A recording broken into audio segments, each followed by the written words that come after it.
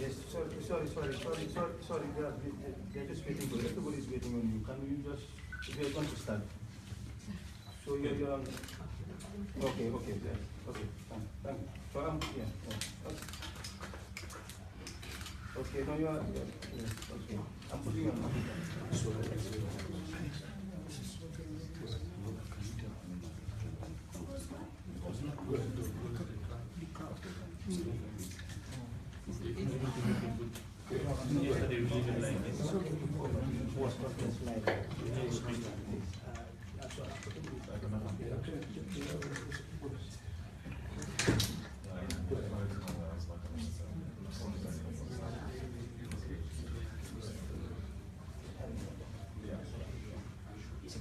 Good afternoon, ladies and gentlemen, and thank you for joining us. The coalition spokesperson, Honorable Halifa Sallah, will now give a statement. Thank you. We have promised, for the sake of transparency, to be giving you almost daily account of developments, so that the time you are spending here would not be considered wasted. We have an unconventional situation, which is of course being addressed in an unconventional way. But we believe we are almost coming to the end of our journey. President Barrow is indeed making preparation in the coming days, very soon indeed, not today anyway, as per the Twitter, which is definitely not from him. The Twitter account that is utilized on his behalf is Barrow Official 1. So any tweet that you receive that is not from that account, consider it to be false. It's a gamble. It could be true or false in terms of content, but false in terms of origin. He has called to indicate that he is making his final discussion with ECOWAS in order to announce the hour of coming. He has indicated the day, but it's an indication that I cannot give until it is affirmed. But I know the date he has given is not far off, and therefore all of you should continue to hang on so that we will cover his final journey to assume responsibility in a country where power was entrenched, and that power had never changed through the ballot box for 52 years. So it is indeed worthy of coverage. And precisely because of that, the transition is not in any way backed by some form of legislation. Because in any country that has gone through the process of transferring one executive power to another, you will have an act that will at least cover the transition period as to what should be done. So it means that once the government is established, we will have to create such an enactment. One of the crucial questions was to start the process of putting the cabinet into operation. I have told you that the political appointees in the cabinet, because this was a coalition of 7 parties and an independent candidate, and the agreement is that each of the stakeholders would actually be represented in cabinet. That process has actually taken place, and it could have been announced by now. But the decision of President Barrow is not to announce that, but to wait for the other component of the cabinet, which will comprise people by virtue of their professional capacity would be appointed to those posts, is what he wants to combine to do the announcement. And today, I should have been mentioning some of the members of that cabinet. But because we now have a country which is based on the principles of transparency and accountability, that will not be done today. Instead, we will have to cover what led to many people calling me and raising questions, that is the appointment of the vice president. Essentially, I've spoken to President Barrow that there are many concerns being raised. One must also understand that in the Gambian constitution, which would have to be reformed, we do not have parliamentary oversight of cabinet appointments. That is principal recommendation that will be made to President Barrow, so that in terms of constitutional reform, that will be there. Then we would not have been talking about this issue, because Parliament would have vetted, or the National Assembly, anybody who's appointed, so that they will know that the person is actually qualified to handle such a post. By way of clarification, I must inform you that the reason why he made it a primary decision to appoint a vice president is so that the advisors will have somebody to work with as we put the government machinery into operation. Because I've already told you that the government machinery is in operation. The Secretary General had called all the permanent secretaries. I'm sure you've heard announcement over the air, the ministries of basic and higher education telling the persons responsible that school should start operation. So indeed, all the institutions are functioning and services are being rendered as if the ministers are actually in their place. So what is important now is the appointment of the actual cabinet, and ministers under the Constitution are responsible for exercising direction and control over their ministries, and under them you have permanent secretaries who actually exercise direction and control over the departments under them. The permanent secretaries are the accounting officers, so as far as the machinery of government is concerned, the minister is principally responsible for the policy making, but it's the technocrats that are responsible for the implementation of policy.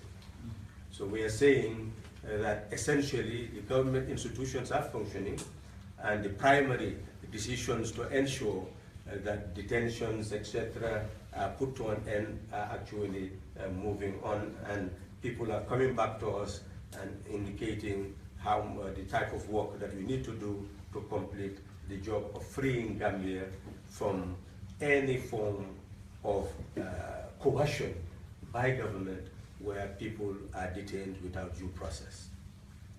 The cabinet formation started with the vice president, and of course more names would have been mentioned, but the president has been carefully advised that he constitute a vetting committee which will take into consideration all the constitutional provisions regarding qualification, so that from henceforth all names that come in the public domain would have actually been vetted, so that people will actually come to a decision of building greater confidence in the government.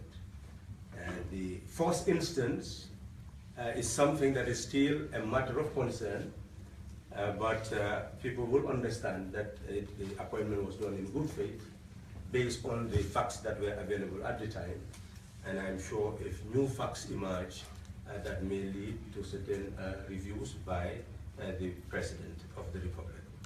It is good for those of you who have not had the opportunity to know the Gambian Constitution to understand that the qualification for vice president is embedded in the qualification to be president of the republic. Section 62 of the Constitution indicates very clearly that a person shall be qualified for election as president of the Gambia if he or she is a citizen of the Gambia by birth or descent, if he or she attained the minimum age of 30 years but not more than 65 years, he or she has been ordinarily resident in the Gambia for the 5 years immediately preceding the election, he or she has completed senior secondary school education, he or she is qualified to be elected as a member of the National Assembly.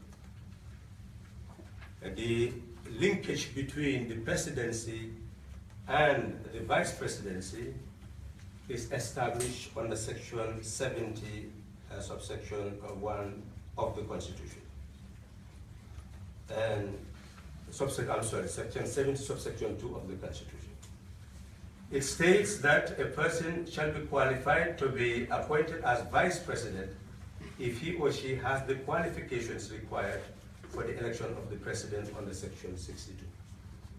So it is evident that if anybody observes any breach of the provisions of the Constitution, well, you are free to share that with the president, and obviously whatever the Constitution says is what the president has sworn to do, and that is what he will always do. That is what he told me. And whatever the Constitution says is what he has sworn to do, and that is what he should do. So in short, the issue that has been broadened in the public space is an issue when you raise them under a democratic order becomes in fact an advice for those who manage the affairs of state to know exactly what to do. So we must say the beginning of the government shows the determination to be transparent, to be accountable. And it shows that governing is not an individual act, but a collective action, by ensuring that anytime they believe that something has been transgressed, it is their duty to point it out, but not in a way that they know all the facts, but they give the facts that they know, and know too that the authority relied on facts that were known at the time, probably without knowledge of the new facts, so that in determining the final judgment, what is in line with the Constitution would actually be done. It is also important for people to understand that the conflicts which may have been emerging in the country because of the exuberance of the population, where the military, Gambian military, is conceived to have kept Gambia in power without people paying due attention to the constitutional provision that whoever is president of the republic is commander-in-chief of the armed forces of the republic, and those who refuse to owe obedience, allegiance, or adherence to the authority becomes rebels and will be seen as mutiny. So consequently, one must understand that a country must have a public service, it must have a military, it must have a security force, and when you have a power that does not recognize the National Assembly, does not recognize the judiciary, does not recognize the guards and fences around the executive, around the legislature, around the judiciary, with whose bounds you must not exceed, which ensures us to have good governance. If you have a government which recognizes those bounds, control the legislature, control the judiciary, obviously you must have abuse of power. You must transform the state into an instrument of coercion instead of an instrument of protection. Rather than an instrument of service, it becomes an instrument that dominates and accepts to be served. So rather than government serving, government is served. This has been the case. And we must understand that to be particularly determined by the type of government which existed. But Gambians remain Gambians irrespective of the type of government that exists. And then when that government departs and a new government comes in, the fundamental objective is to include everybody in the process. And as a result, do things according to law. So we are calling on all Gambians to recognize the armed forces which exist and leave President Barrow to work with that armed force security apparatus and see how true reforms they could be made instrument of the Republic that serves the people and the Republic, not personalities. Helping to the country to move towards conflict is not what ECOWAS expected. What is expected is that civil and military institutions in the Gambia will begin to prepare our people to create one Gambia, one nation, one people. That is the ethos for which President Barrow stood to take over the country. And that is the ethos that he intends to stand to build the country. And we hope all of you will work with him with that spirit in mind in order for us to build a new Gambia that the world will be proud to associate with, proud to know that they have become part of our history, because it was the UN, the AU, ECOWAS, who daily and every means was utilized to ensure that we have peace with transformation of executive power. And we hope that you will continue to have faith in this process that must become more accountable, more transparent, and through this rectify mistakes and build the type of governance that will consolidate the fundamentals of democracy, of good governance, of human rights, of rule of law. Thank you very much. Thank you very much, Honorable Halifa Sallah. We now move to the questions and answers section. Your name and institution. My name is Umaru Fofana from the BBC. Mr. Sallah, could you kindly tell me who is in charge of the security of the Gambia, ECOMIG or the armed forces of the country? Well, I've told you yesterday that because of the vacuum that President Barrow was advised to have military aid who will come to the Gambia, someone who is fully conversant with the characteristics, nature of the Gambian military and personalities, who would now be able to work with whoever is in command as far as ECOWAS is concerned, so as to help the Gambian armed forces and their heads to make sense of the ECOWAS coming inwards into the Gambia, and then they're filtering into the camps. And that I can say, I just received calls whilst I was doing a radio program at Paradise FM, and I'm sure that I will soon be informed that that has been implemented. And by tomorrow, I should be able to tell you what the new dispensation is, that President Barrow, of course, is in charge. He's the commander-in-chief of the armed forces, but the forces on the ground need to be fully conversant with what is on the ground in terms of the other forces, ECOWAS forces. Does that mean the Gambian armed forces? I don't seem to get it. Well, maybe the way I talk is not to give away anything, but I'm simply saying that as it stands, because I'm capturing the transition, I've said yesterday that there were concerns raised as to who is in charge. And obviously, we said that President Barrow is in charge, and he's been informed of the situation on the ground, and it is being remedied. I'm saying that by tomorrow, I will be able to give you a name of his aide, who definitely will hold a press conference, hopefully with all of you present, to talk to you about his mission in the Gambia of ensuring that President Barrow remains in charge, and any force in the country would be a force of solidarity rather than a force of occupation.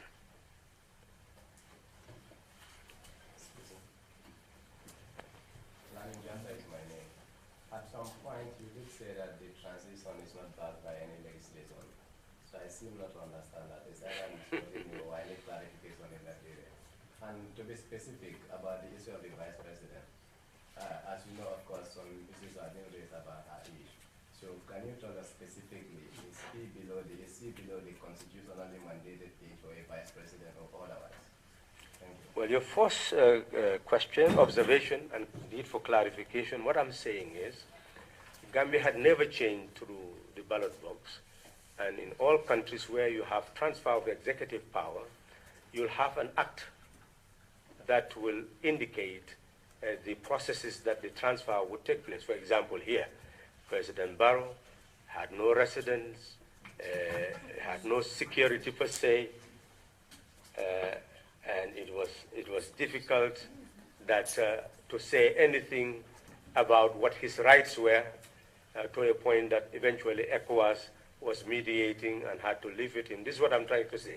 We do not have an act of the National Assembly yet that indicates exactly what is the right of a president-elect until the term of the incumbent expires. That's what I mean. Now, the second question is, well, President-elect Barrow President Barrow, is elect for such a long period that it is now becoming the language. President Barrow actually has the prerogative to appoint ministers and the vice president. And I'm sure you know that the person elected vice president chaired the convention that led to the election of the then candidate of the coalition and has been chairing the coalition. So in a way, it's a prominent personality within the coalition. And obviously, when appointments are being made, the presumption is that the age is this. So you do not appoint unilaterally based on flagrantly violating what is stipulated in our constitution, our statutes. So I must say that at this very moment, I am not the competent person to be able to address that. What I have received from President Barrow is precisely what I'm telling you, that concerns have been raised, and he is concerned. And what I have just read is conveyed to him. So he has the Constitution in his hands and the provisions that are of concern. And I am sure as soon as possible we'll hear from him to know exactly whether what people are saying is correct or not. That is the beauty of transparency. It means that the citizenry also have a voice in determining policy or determining decisions. I am simply telling you that he knows what is being said in the public space and is concerned about every word that has been expressed and is willing to consider every information in order to make a decision that will not violate the laws of the land. His very, very words. One more thing, please. You said about the vetting committee. Is Well, the vetting committee what already constituted? Are these ministers to be appointed, being subjected to undergoing the scrutiny of this vetting committee? Yeah, what? If I can come back, please, to my previous question. The president, not president, I should say, the president is concerned. Is he concerned that the person he indeed appointed as vice president may not in fact be eligible? What is his concern in specific terms? Well, the fact that you say may just shows that that is the situation he is in. Oh, okay. You know, he's done something, but has he done something wrong? I think that's what he has to address himself. I cannot address that. I am telling you that he knows it, and he's giving it due consideration. So we are expecting that he will tell us something. The vetting committee, please. Yes, what I'm saying is that he's been advised that it would be appropriate to have a mechanism, since the National Assembly has not been given powers of vetting presidential cabinet appointments, then it means that his work is greater. It means that he must do more work in vetting his appointments. So that's why I'm saying that he's withholding the announcement of appointment that would have been announced today by virtue of what has happened today, so that he will do his job thoroughly. Okay, 2 questions per person, please. so that we can give chance to everybody, and name an institution. Thank you. All right, my name is Abdullah C. I'm from GRFS Radio. My question is, it has been 1 month and 20 days since Adama Barrow was elected as the president of the country. In the interim, he's been coming here as his office and he's been running some errands. So my question is, during this whole process, wasn't he working on formulating a cabinet? Because we've seen in other countries, it takes less than 2 weeks for a transition, and they have their cabinets. So it has been almost 50 days since he was elected. Hasn't he constituted a cabinet? And would it, if he hasn't constituted a cabinet for 50 days, then how long would it take for him to constitute, a cabinet? And the issue of appointing Ms. Tambajang as the vice president regarding her age, my question is, wasn't there any consultation with the coalition when she was appointed? Or wasn't she aware that she was being nominated for the position of vice president? And the other question is regarding the economic forces at State House. That's 2 questions. All right, I'm sorry. Okay. Yes, as per your first question, when he was elected, then President Jammeh called him and indicated that he accepted the results. Immediately the next day, a liaison was established between the two. And it was communicated to the liaison that he has selected a transition committee. And the transition committee was established, and a letter addressed to the other party so that they will be able to set up their own transition committee. And the objective was the 2 transition committees will work, meet all the ministers at the time and their permanent secretaries and the managing director of public corporations in order to know their strategic plans, their policies, their programs, their plan of actions, as well as their projects and the budget lines, so that they will prepare handing over notes that will be given to the shadow ministers ultimately, who would then by now would have assumed office. But the day that the letter was supposed to be, the letter was supposed to be delivered, they said, hold on, and they kept on holding on until one Friday they said, they will not receive the letter because we should wait for an announcement. And the announcement was annulment of the elections and declaration of new elections.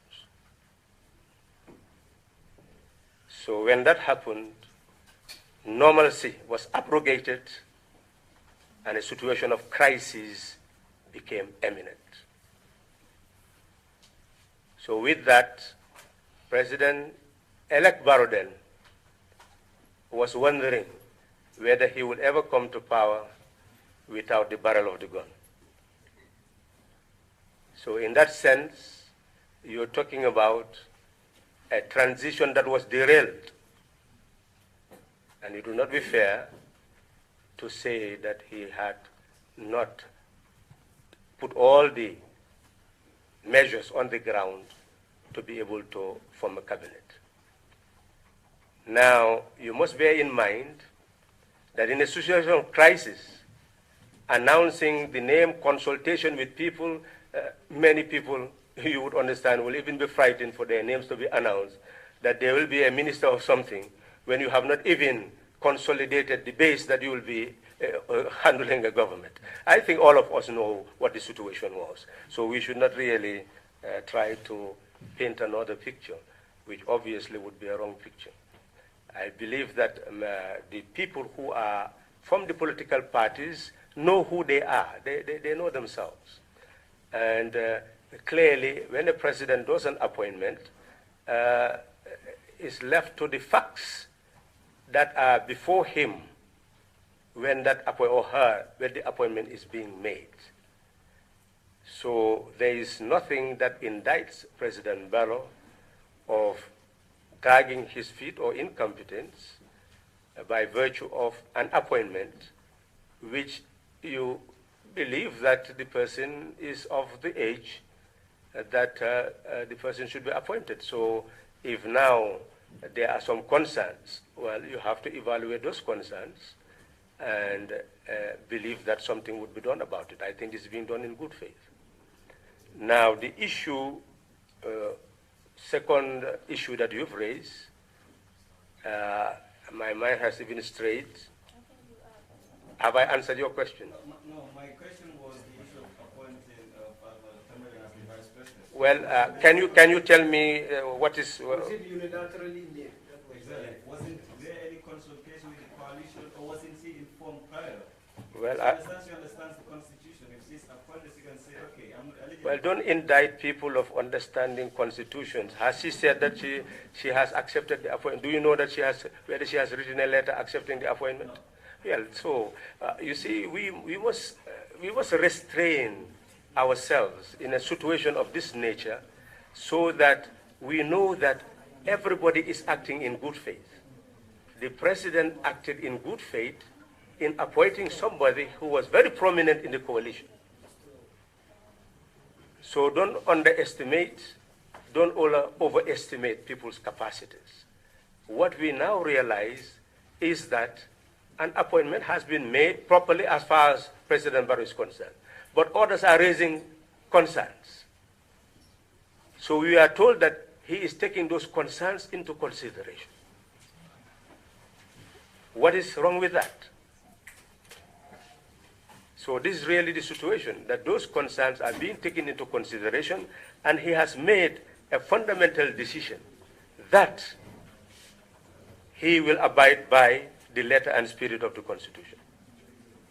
And I've also told you that by virtue of the questions people are raising, since this is a democratic society where such questions are now expected to be raised, that he is holding on to give fresh look at the appointment made, so that such a scenario will not come back into the fore. That is the decision he has taken. If there is something wrong with the decision, you may tell me.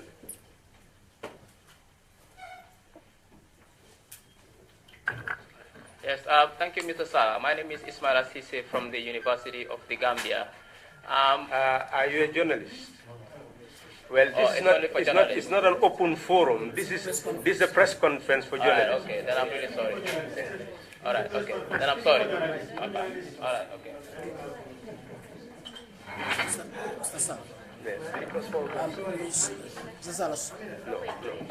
Okay.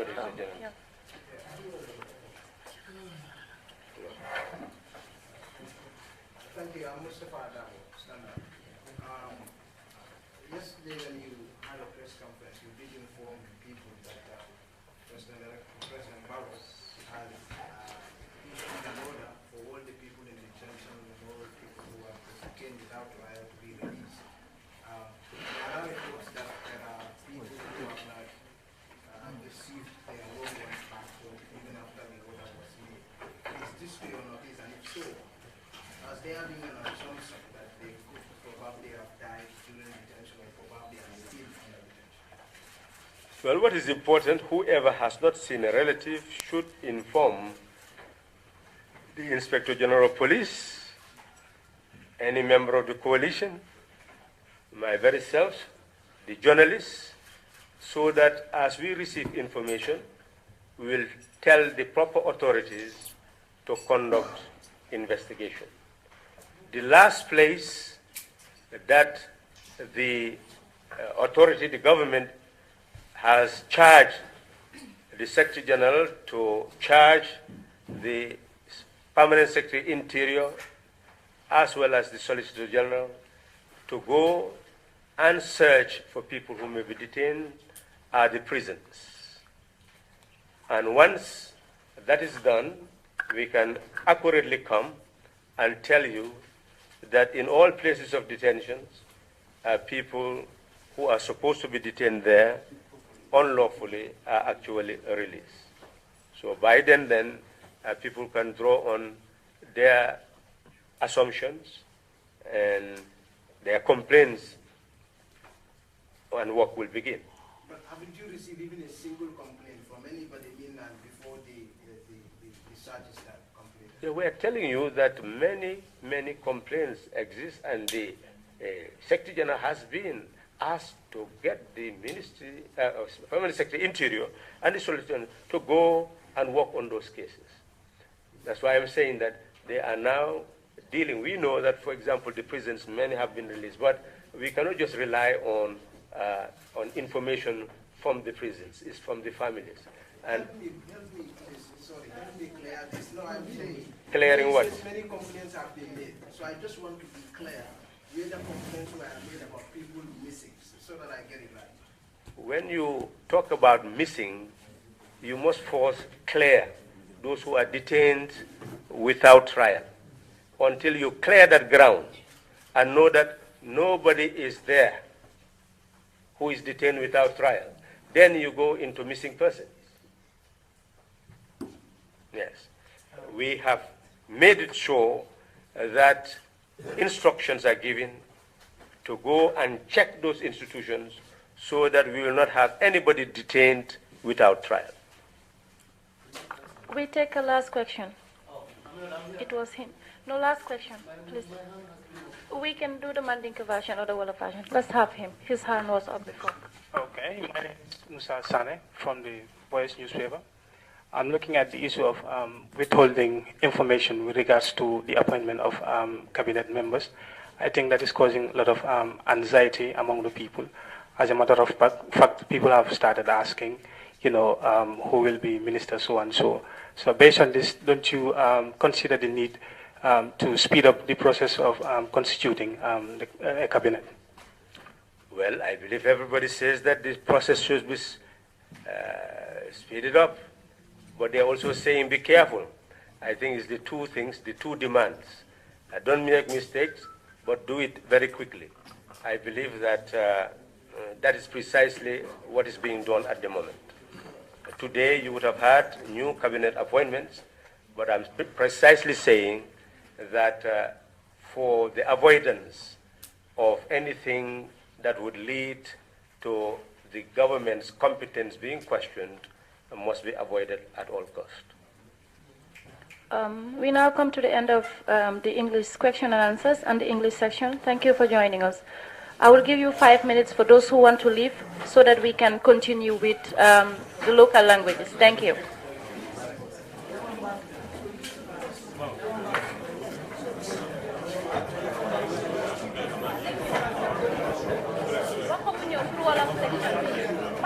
I already said it, but they don't listen.